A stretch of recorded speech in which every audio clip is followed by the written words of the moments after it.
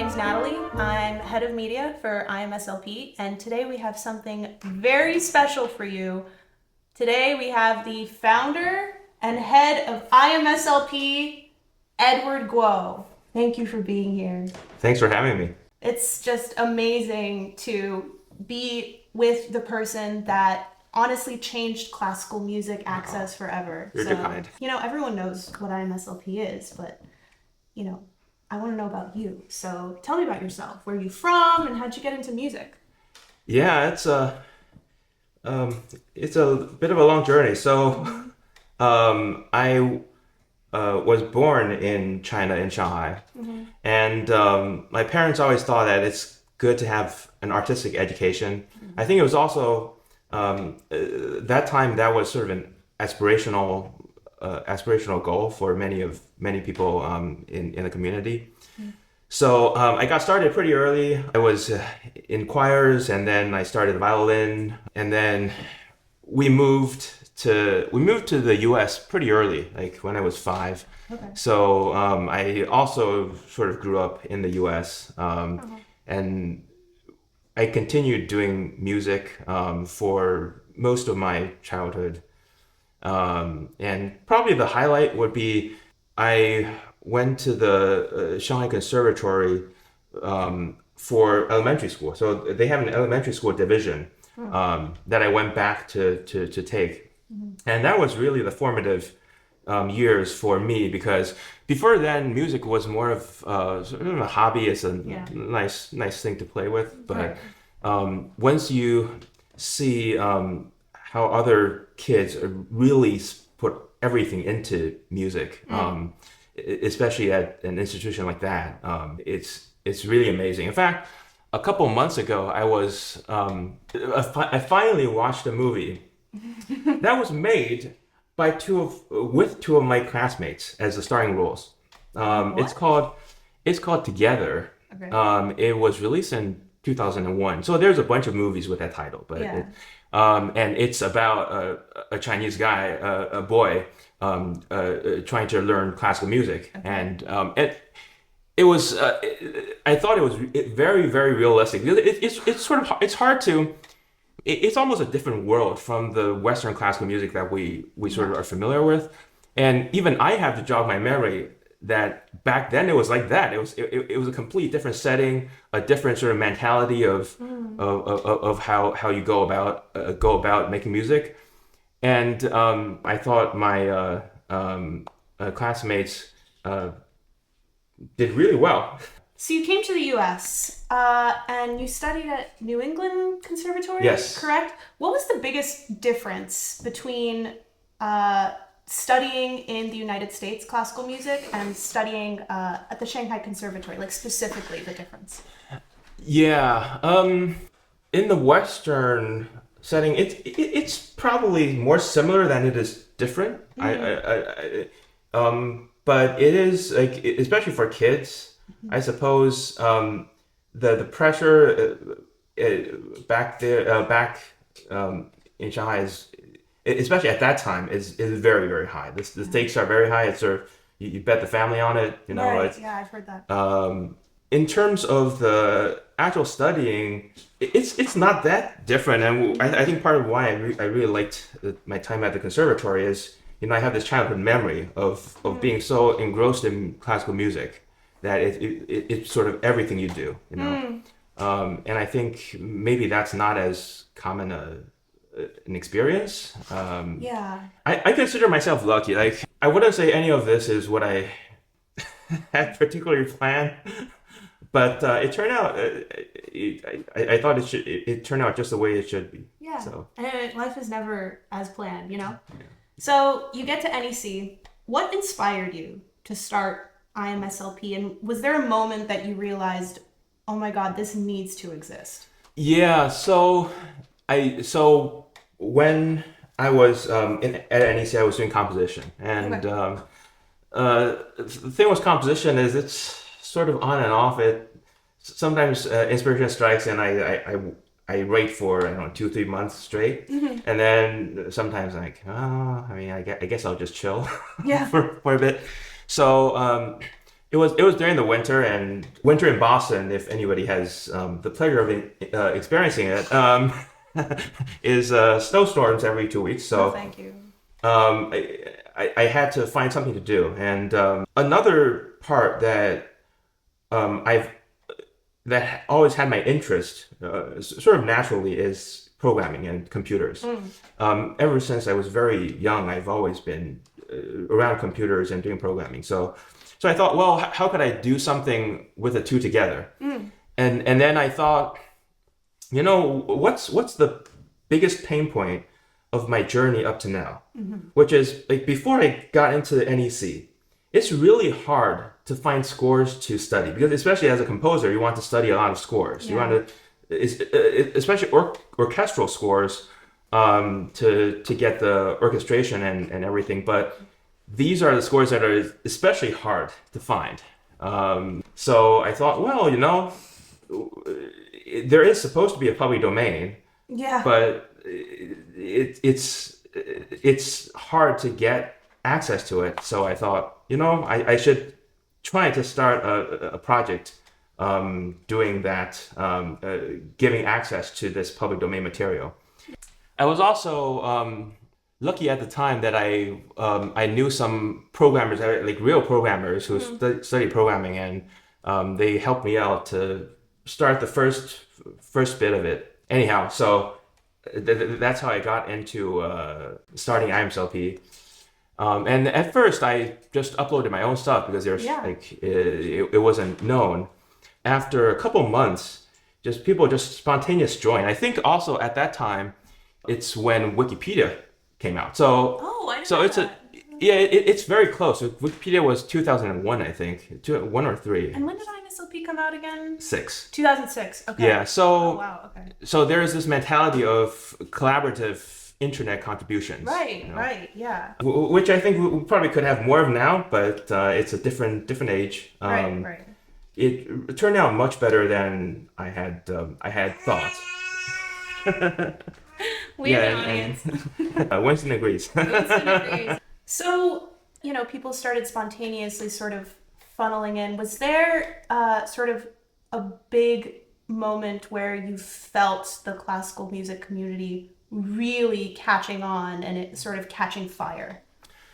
Interestingly, that could be when the site got taken down for the first time. Okay, tell us about that. Yeah, so a publisher had some issues with some Bartók works that were on the site. Okay. And the thing is, so we may get into this later. So sure. Copyright is different in different countries. Yeah. So Bartók is public domain in Canada, where the site is located. Okay. But it wasn't public domain in the U.S. or some of it was, but some of it wasn't. So the publisher had trouble with the stuff that were. Right.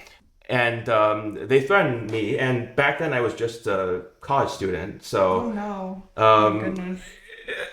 After some thought, I thought it's probably better to turn it off and then figure out what we're gonna do. Yeah.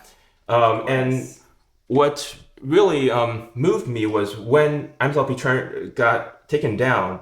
That was like a year in, just a year in.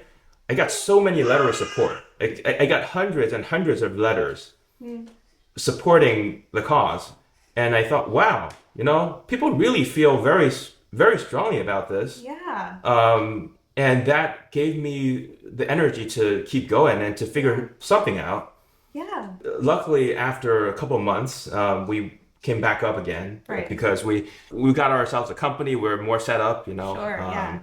That was the moment I knew this was something people really are interested in, really are invested in. I thought I was very lucky to be able to do this, to be in this position to help the community. Did you imagine that IMSLP would become what it is now? Was that the goal?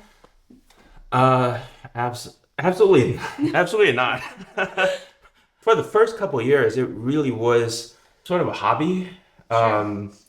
I mean, it always had a special place in my heart, but I never thought I could actually earn a living by doing it. I thought it's just my contribution to the music community. So that's why I ended up going to law school, Oh, okay. In part because it supported IMSLP because I don't have to hire a lawyer. I figured out how expensive lawyers were. You're the lawyer. Yeah, You're the lawyer. and I know personally, yeah. So that does support IMSLP, but on the other hand, it's just earns a living, you know. Yeah, sure. Luckily, nowadays we're able to support sort of my full-time work on IMSLP. Right. And I think it's an awesome position to be in. I'm very, very, very happy and feel very lucky and that I'm that I have this job. I mean, you know? not to boost your ego, but also to boost your ego because I think you should hear it. I mean, I think you are one of the most important people in the classical music world. We wouldn't be where we are today without this incredible access to scores. I mean, anyone in the world, if they wanted to download, a Bach partita, they can just get it. And not just that, but, and we'll get into all of this, but all of the features. And so what does your day-to-day look like at IMSLP? I wake up, I work.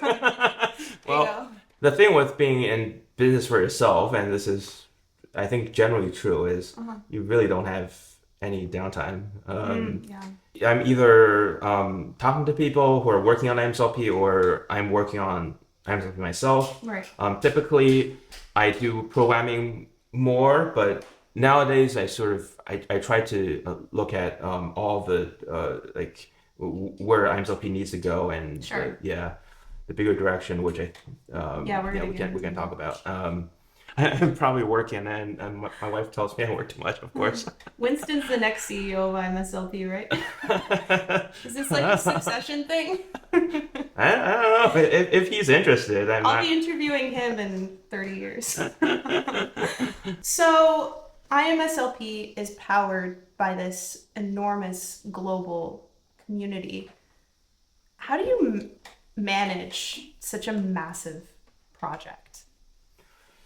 I'm really happy that most of our volunteers are very self-driven. Like they know the form of the site, of how to contribute. I think there's a certain amount of pride that is associated with contributing to IMSLP, and I love it.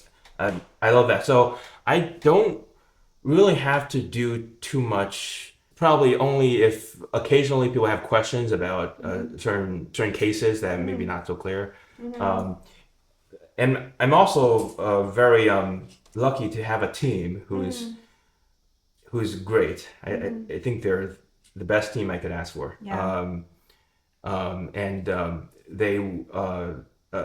My co-founder is also does library maintenance and sort of administration and that area. And I also have another head librarian who's also working on this area. So we have a couple of people really diving into the collections, because as much as I really want to know the collection, and I have to make sort of an effort to put aside time to really dive into everything that's happening on the site. Yeah. And, but they really keep everything running very, very smoothly, and kudos to them. Could we shout them out? What are their names? Yeah, my co-founder, partner is Carl Simpson, and head librarian is Daniel Miller.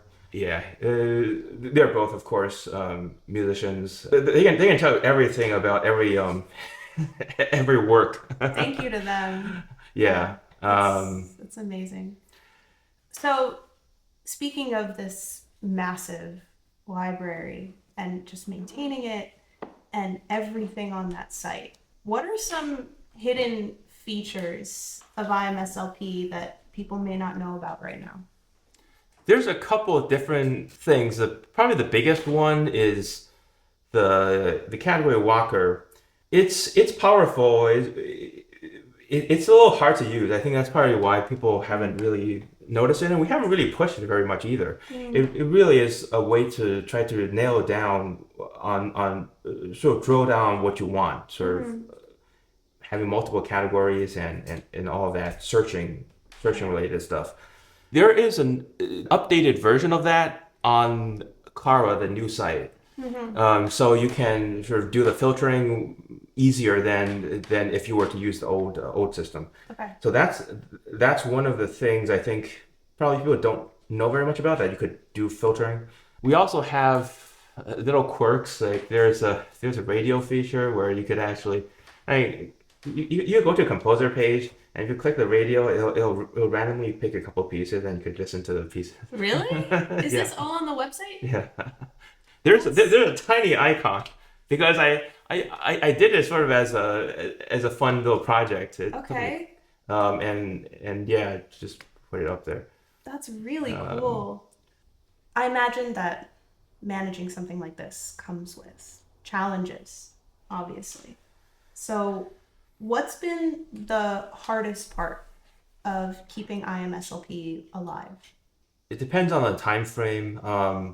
In the early days, the biggest challenge is just financing. I'm very grateful for our members. Before then, I had a contributor whose mom wrote to me and said, this is not sustainable. Like, he's spending so much time on the site, but he's not getting paid to do it.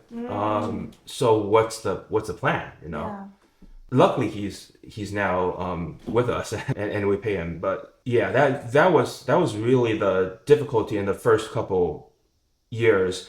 Is just because I've tried different things. Like, I've tried donations, of course. We sold some scores. We sold some physical scores. Oh, really? With Kalmus. Yeah, Kalmus is, I think, part of Kaiser, but before they merged, we knew the head of Kalmus. Kalmus is actually a friend of was a friend of my partner. So Kalmus and Kaiser, what is that? Yeah, they are two U.S. publishers. Okay. Kalmus is a very big orchestral publisher. The other one would be Lux, who's still around and going pretty strong, I would say. Yeah. After Leon, who was the head of Kalmus, passed away, Kalmus got sold to Kaiser. Okay. Yeah. Sense. That's how that worked. But we sold Kalmus parts for a while. At one point, we have about 0.1% of all items on Amazon were Kalmus items. Really? What? Yeah, because I wrote a thing where that submitted 20,000 just different parts to Amazon. That's crazy. Their stock went up, the stock of materials went up by 1% or 0.1% or whatever. Why is Jeff Bezos not funneling all of his money into IMSLP right now? Good question. What are you doing? Come on. Everyone calls it IMSLP, right? Can you remind everyone what it stands for? It's International Music Score Library Project. Okay. Which is yeah. And it's also Petrucci? It is Petrucci Music Library, yes. Who is Petrucci and why did you name it after him? So Petrucci is Ottaviano Petrucci. Okay. The first publisher of music using movable print, I believe. Okay.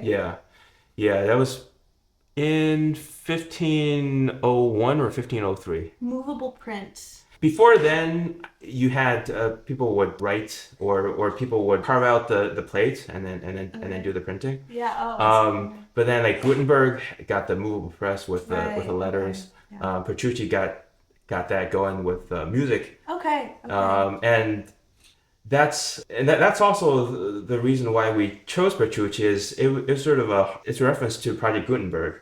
Okay. Which was and still is one of the leaders of doing public domain for books. So, oh, really? Yeah. Okay. Yeah. Awesome. Yeah. Nowadays we have Internet Archive and Google Books. Okay. But back then, Project Gutenberg started very early in 70 something. Okay. They've just sort of typeset all of the biggest. Winston doesn't like Gutenberg. Yeah, they have a public domain books, but yeah. We'll get Winston to weigh in on public domain because I think he has something to say about it. I'm getting somewhere with this. So there is a Reddit page called Explain Like I'm 5, where people come in and ask questions that the answers that are given to them are explained as if they're explained to a 5-year-old. I'm 5 years old. Can you explain to me how public domain works on IMSLP? Okay. You don't want to know. I don't want to know. So I guess the basics would be public domain is different in each country. Some countries have more complicated copyright laws than others, and the most complicated country is the United States. The U.S. has really two different copyright systems, but so we look at copyright in 3 jurisdictions, which is one is the United States and one is Canada and then the EU. So these are our sort of touch points for what we consider generally public domain. Okay. Because we're ourselves located in Canada, we follow the Canadian copyright regime, but we do notify you like if it's not public domain somewhere else. Okay. We try to tell you. I've seen that. Yeah. Yeah. I don't know how much you want me to go into it. I feel like it's already not a 5-year-old level. It's okay. What if I'm a 5-year-old that knows what jurisdiction means? I'm like a really advanced 5-year-old, I'll tell you that. Yeah. So I guess with my big brain 5-year-old self, how does a piece become public domain? And then what do you do with it on IMSLP, if that makes sense? That's a very good question. Technically, public domain is the absence of law. So in other words, naturally everything is public domain, and then the law grants special rights to the creators for a certain period of time. It's a special privilege. The copyright is a special privilege, and so sometimes that gets people feel like everything should be copyrighted or it's necessary, but it really is. It came out in the 1600s. Before then, there was no copyright. It just nobody had any copyright. Hildegard von Bingen's really out of luck. Yeah. Different governments try to incentivize creators to invest more in creativity. So I think to a certain level, copyright law is very good. Much of the landscape now you can't have without copyright law. Yeah. But of course, the other side is if it's too long, then you run into the problem where it doesn't really help anybody create more. Like, are you really going to create more stuff if you get 20 years more copyright off of 100 years or 120 years? Can you even think about that long of a term in terms of practicality? Like right now, I'm not going to write something because it's only going to be practical for 100 years, not 120 years, you know? Right, yeah. So it becomes more of a grant to the copyright holders, which are typically publishers, or in terms of recording or movies, then they're movie studios or recording companies. Okay. So their argument would be that it helps them grow the next generation of artists, which to a certain extent, right, yeah. But then there has to be a balance where the needs of the public to access of these materials and to use of these materials, because as composers, we also sometimes reference other people's works, and especially in the older times, like they reference everything, you know. Great artists steal. Who said Stravinsky said that? Something like that, right? Yeah. So if you take that out from the culture, then it weakens sort of the collaborative nature of creativity and what you can do. So there has to be a balance between of those two. That's sort of my thought. I'm not against all copyright. I think some people think maybe I'm sort of completely on the other side. I'm not. I'm really not. I just want a level that's really the best balance. And we've been continuously shifting towards one side and without really very much balance on the other side. Okay. We're continuing taking from the public domain because if you think about it, there's nobody to defend the public domain. Like it's scattered. It's a little bit in everybody. So nobody actually does anything about it. But so yeah, so I think we're sort of unique in taking more of a stance on this issue. Interesting. So, yeah. Not on one side or the other, but if you had the opportunity to redesign copyright laws today, what do you think would make those copyright laws better? Would you keep things the same? What would you do? That's a very good question. I think the biggest problem that we have, practically speaking, is it's ambiguous, both for terms and about application. There are certain cases like urtext.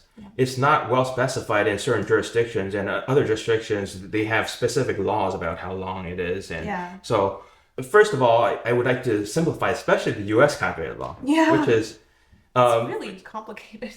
And I would probably give like a flat year after death is probably the best point, because publication. What happens sometimes is that some people like change the publication dates, and it's like you can't really find the publication date that's the earliest. I think this happened with Happy Birthday. It's a sort of recent case. It used to be that you have to pay like a couple $1,000 to include Happy Birthday in a movie or something. No way. That's so weird. And then a couple years ago, they had a court case about it, and somebody dug up a copy that had this melody and the text way back before the copyright, the publication date deadline.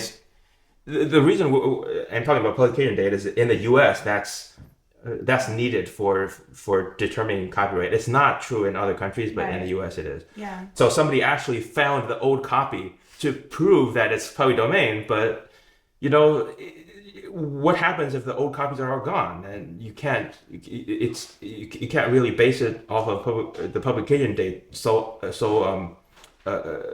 realistically. I mean, so interesting. So let's go with that Happy Birthday example. So maybe this is a good time to illustrate the differences between US and EU and like the actual years.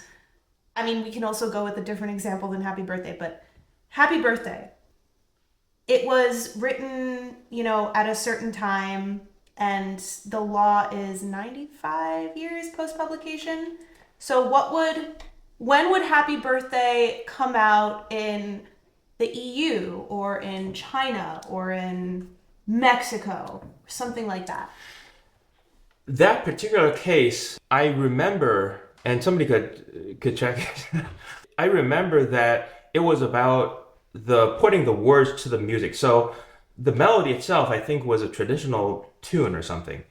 I think it's Good Morning. I think it used to be, the text used to be Good Morning something. Okay. But then somebody put it to Happy Birthday, and the entire copyright claim was on the person who put it to Happy Birthday. So their creation was using this older tune and putting the words. So in that case, in the U.S., it's still 95 years after publication. Okay. Which now is 1929. Right. Okay. Yeah. In the other countries, it would be life plus 50 or 70 years. Okay.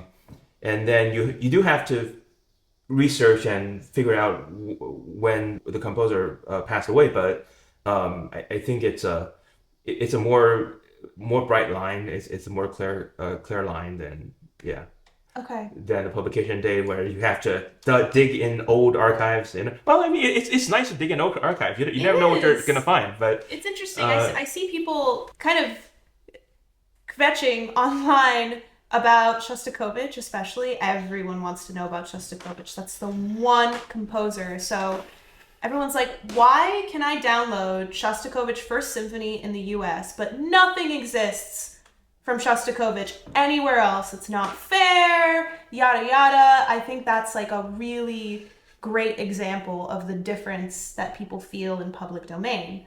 When is Shostakovich coming out? Do you know? In EU, Canada? So Shostakovich is in the public domain for Life Plus 50 countries in next year. Next year? Yes. Oh my gosh. Can I use a VPN? Yeah, we don't recommend that. I'm gonna cut that out. Yeah, so Shostakovich is a pretty extreme example. Stravinsky used to be another one where the composer has a lot of earlier works, especially Stravinsky, but now he's sort of public domain in all like those 50 countries. And then if the composer is very prolific, then you get a bunch of earlier works that's public domain in the US and not the later. Okay, Yeah. got it. Yeah, I'm personally really looking forward to Shostakovich. That's like my big one. I think that's everyone's big one. Do you know how many people use IMSLP on a monthly basis? Yeah, we have about 2 million users Okay. per month. 2 million different visitors Wow. per month. My God. Yeah, I don't really have a point of comparison, but I think that's a pretty good number. That's a fantastic number. I don't know what I was expecting, but that makes sense to me. It's really like the Google for classical musicians. We're really glad to see that, interestingly, more young people are getting into classical music. Like, at least just sort of looking for classical music IMSLP. That was a bit surprising to us, but Okay. in a very good way, obviously. Okay. Yeah. Do you know about demographics? So what country uses IMSLP the most? Some ages, things like that. It's roughly 50% of users are from Europe, about a quarter from the US, and about a quarter from other countries. Asia, especially Japan is a big one. Oh, okay. South Korea, China, interestingly, not as much. They have their firewall thing, so Okay, yeah, that makes sense. even without the firewall, it's very slow for them to reach other websites Okay. outside of China. Got it. Yeah, so roughly in that way, and in terms of age, and maybe this is expected. It's sort of like a you thing. There's a dip in the 30s and 40s. Okay. I mean, I guess so. Yeah, and then people pick up classical music as a hobby when they're 60, Okay. 50, 60, Yeah, that makes sense. I remember my former teacher at Juilliard, Joseph Kalkstein, when I would sit in lessons, he would open my iPad and he hated my iPad. And he was like, I don't know where this is, but he would always go to IMSLP. He would always go find the score in IMSLP and type it in like this and, download it like this. But he was always, he unfortunately passed away a couple years ago, but he was in that age demographic. He's not a young person. So that's a fond memory of mine. But so we are in a very fast-paced world. How do you think AI will affect the future of access, copyright, and performance? Yeah, AI is of course a big change in many things. I know there are court cases about AI having access to copyright material and that area of the law. In terms of creativity, I think, or I hope, people will start to sort of see classical music and maybe the more classical arts as something that stands out in the era of a lot of AI generated content. I think so. There's definitely a place for AI, and we're sort of trying to work some of this into our workflow without compromising any quality. Yeah. That's a tough part. Yeah. But I think in terms of content creation, AI has this very generic, a more generic type of feel, which is, I'm sure there are points to using it, but in terms of classical music, I think it's crafted in a way that's sort of deep. I guess in a way that has more personality. Though I know that people are trying to get AI to have more personality as well. So it's like. But there is something about slowing it down and really sort of enjoying a piece of music or looking at a great piece of art, just sort of the classics that you get a sort of certain feeling or a certain idea that's different from just a sort of generic that we do see in the world. Yeah, it's hard to conjure up any any scenario where AI and classical music can really join in a positive way sometimes, because there's this element of authenticity and spontaneity, and yeah. Though I would, on the others side, I would say, I think if I use AI the right way, it really helps me learn things that I don't know about, and it really it's I find it one way to bounce ideas off of, because AI has so much information. It's seen so much that it can really sort of figure out where you have something that you didn't. Maybe you should notice this part. Maybe there's this idea. And so I think I think that's a very good use of AI. I know I think that's the thing. AI is different for everybody. Like True.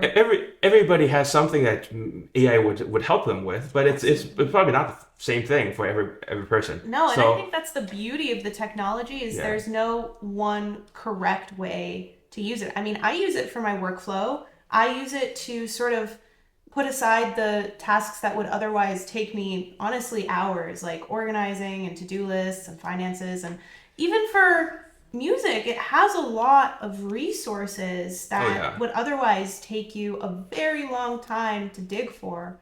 Shout out Ludwig AI, who can find you scores, who can help you with programming, and the thing is, who's your music theory teacher, who can be your music history teacher, give you practice advice. And the thing is, yes, there could be fear surrounding that, like, oh my God, where's the creativity in finding your own style of programming?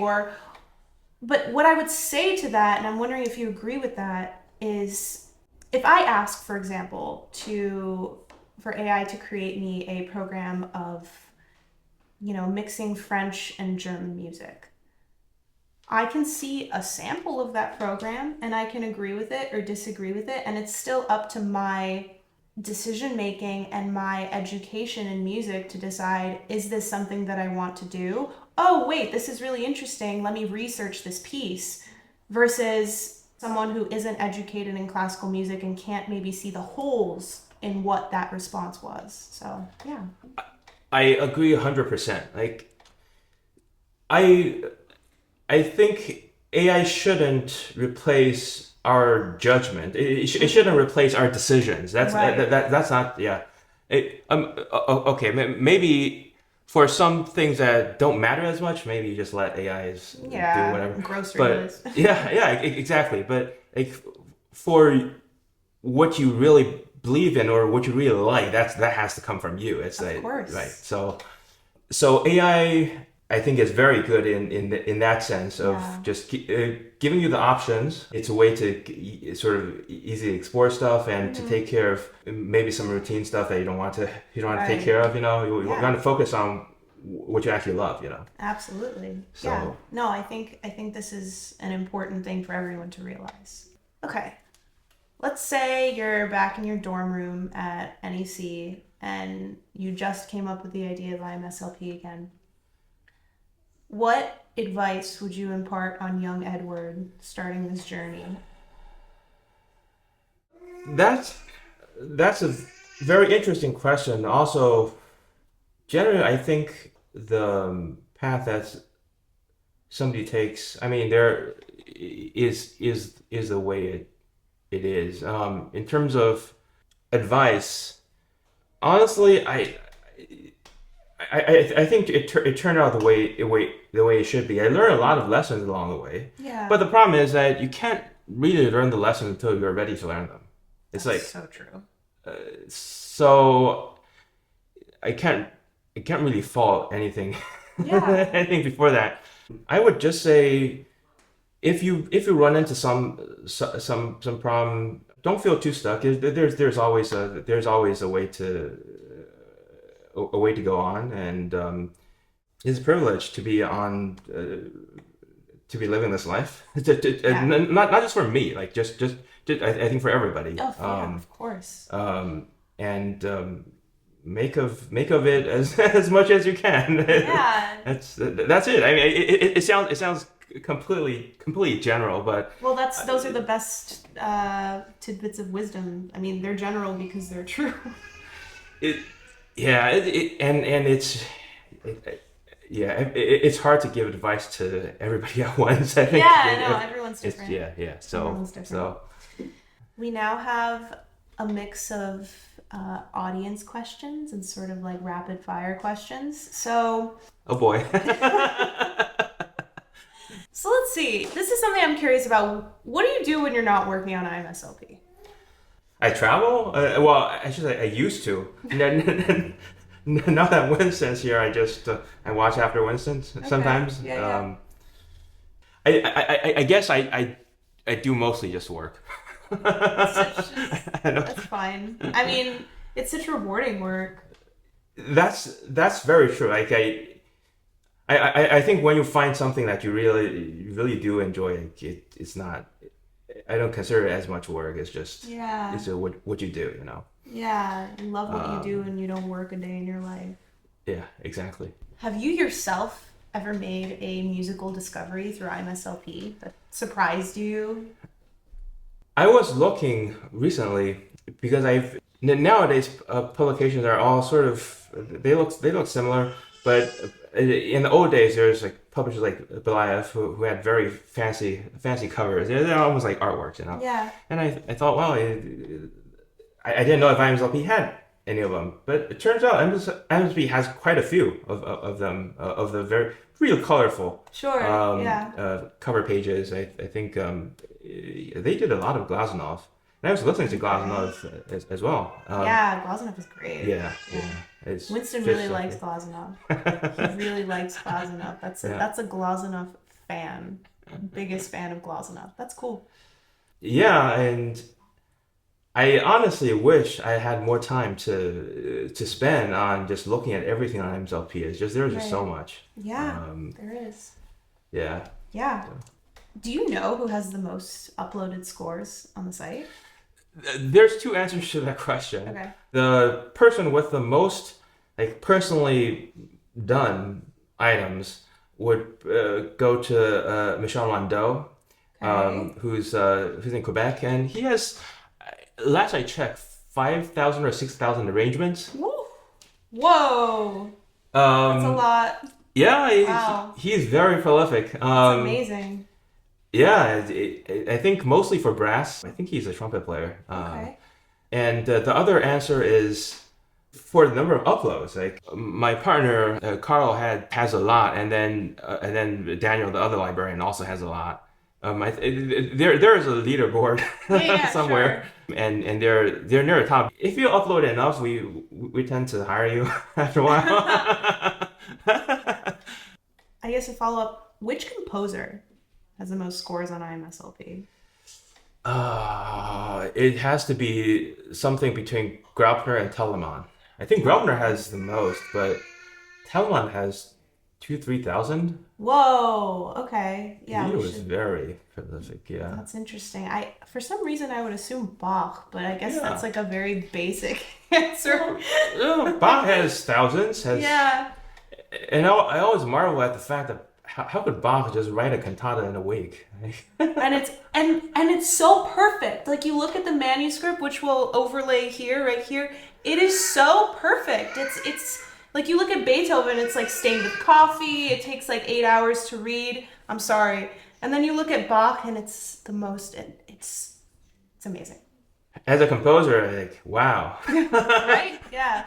It's just unbelievable. So let's get into some audience questions now. We have the IMSLP Instagram right here. Nobody hack it. Let's scroll through some. Oh, these are good. Very good questions. How did you come up with the idea of funding the company? It came out of necessity. It's just, I would like to pay our top contributors. I would hope to, if I could spend all my time on IMSLP. So yeah, of course. Digitization of thousands of scores is tedious. How to keep it as clean as possible? That's a very good question. We have people who really study how to scan and clean scores. We use ScanTailor if anybody's interested, that's very good for processing. We have a whole setup of using a camera to digitize books, not unsimilar to Internet Archive. So Internet Archive also has the camera setup. Okay. So anyway, so yeah, it's a process that we hone and then it turns out pretty good. Yeah. Cool. What inspired you to create IMSLP? My experiences in childhood and everything before conservatory, actually. NEC it does have a very good library, I would say. So I was able to find a lot of stuff there. But like before I went to NEC, it's hard. You got a lot of Dover scores. Dover scores are great, but it's hard. Yeah, it's hard to get the rarer stuff. Is 433 a copyrightable work? If Schoelhoff's composition of silence is already on the PD, I think Cage's publisher would say yes. That was a discussion in one of our law classes about 433. It's sort of ambiguous. You could go both ways on it.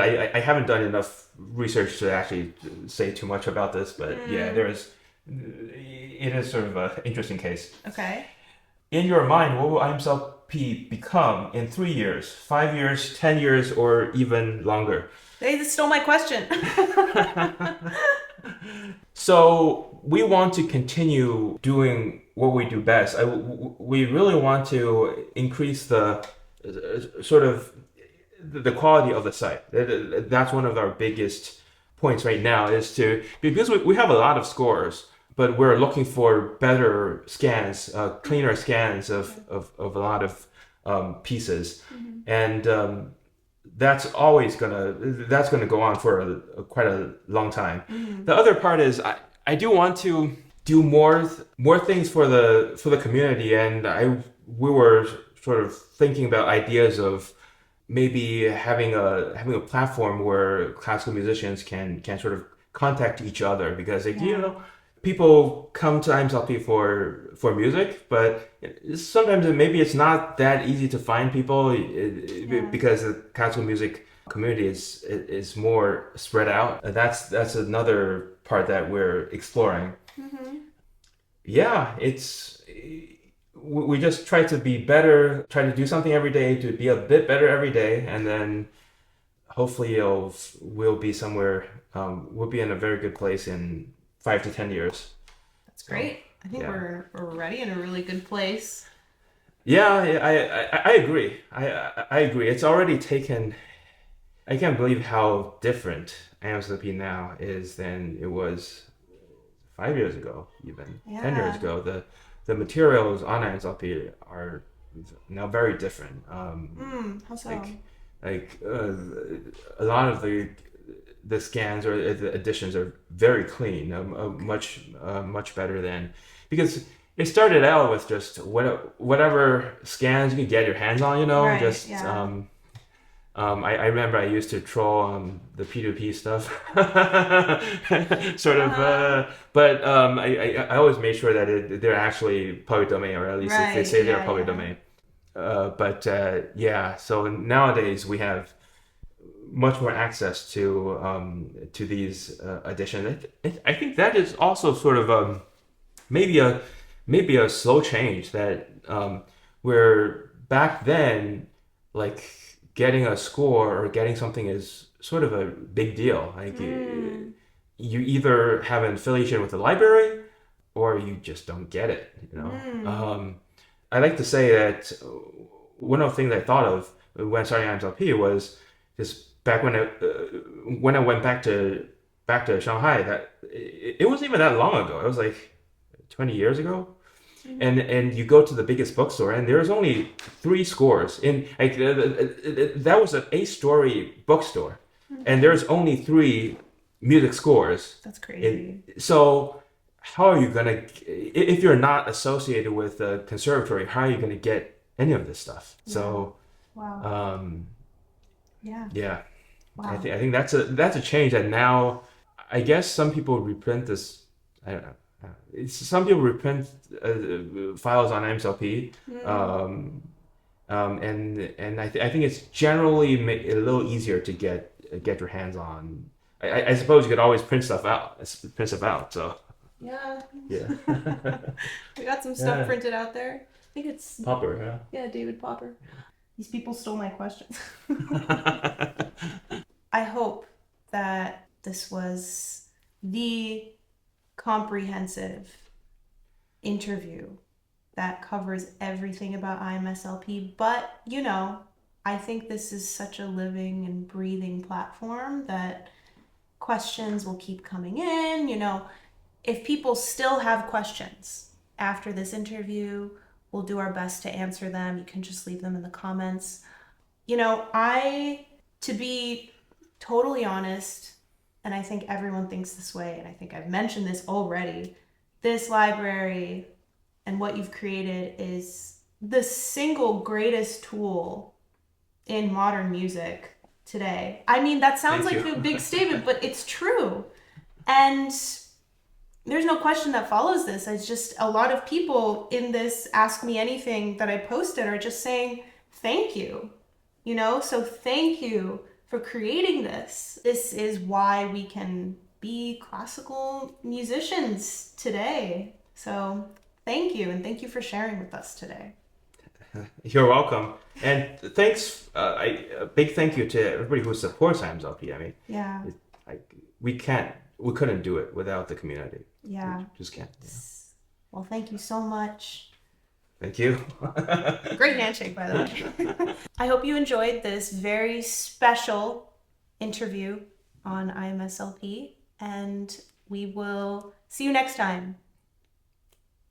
I don't know if you want to throw this in there, but you have no idea how many kids ask, as you say it, who show up at a recording session. Oh, yeah? They don't have the sheet music they needed for something, or they don't have... This is this is kind of funny, but the dude behind the camera right now, his name's Rob Waller. He has been the videographer and sound engineer that I've worked with and that everyone in the Chicago classical music community has worked with forever.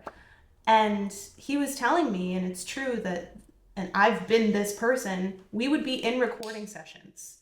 We would forget our scores, right? And be absolutely screwed because we don't have time to run back home and get the scores. It's like a 2-hour window. And guess what comes in clutch? IMSLP is always there, and that's the reason why I passed my pre-screenings for Juilliard, because I forgot my scores in the... I think I did. And so many other people. So that's just...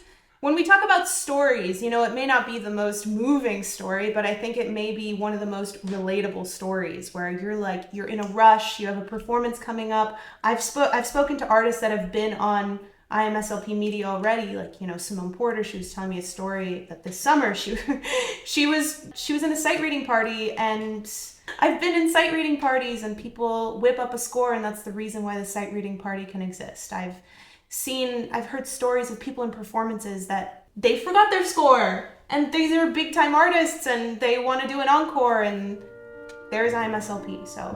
So many stories, so much lore surrounding this platform, and it's all because of you. So thank you. Thank you.